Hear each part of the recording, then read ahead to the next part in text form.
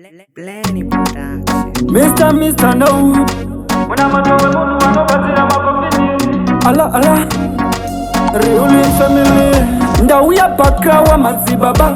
Tai kuti fire madzibaba. Nditambidza inombo natu madzibaba. Kugara ndine mari ndiko kunzi baba.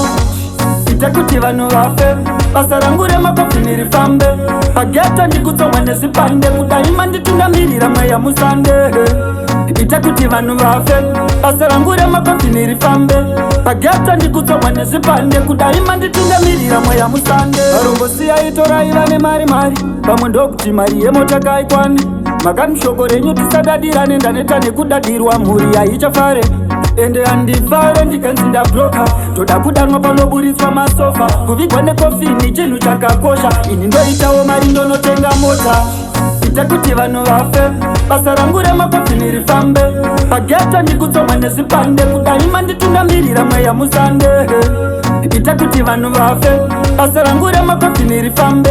Pageta ndikutsomwa nezvipande. Kudaima nditungamirira mweya musande. Asi vanhu venyu Mwari vachashora muna mato wangu Mwari. Vamwe vachati ndiri kupenga Mwari. Asi ndingoriwa munhu ari kutsvaga mari. Ndauya pakawa madzibaba. Tai kuti sifaye madzibaba. Nditambidzai nombo natu madzibaba. Kugara ndine mari ndiko kunzi baba. Ita kuti vanhu vafe. Basa rangu remakofi nirifambe. Pageta ndikutsomwa nezvipande. Kudaima nditungamirira mweya musande. Ita kuti vanhu vafe. Basa rangu remakofi nirifambe.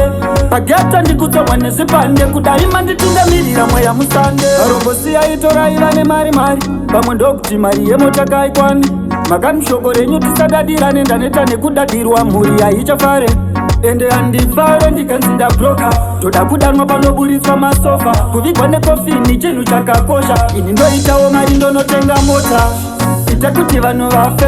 Basa rangu remakofi nirifambe. Pageta ndikutsomwa nezvipande. Kudaima nditungamirira mweya musande. Ita kuti vanhu vafe. Basa rangu remakofi nirifambe. Pageta ndikutsomwa nezvipande. Kudaima nditungamirira mweya musande. Asi vanhu venyu Mwari vachashora muna mato wangu Mwari. Vamwe vachati ndiri kupenga Mwari. Asi ndingoriwa munhu ari kutsvaga mari. Ndauya pakawa madzibaba.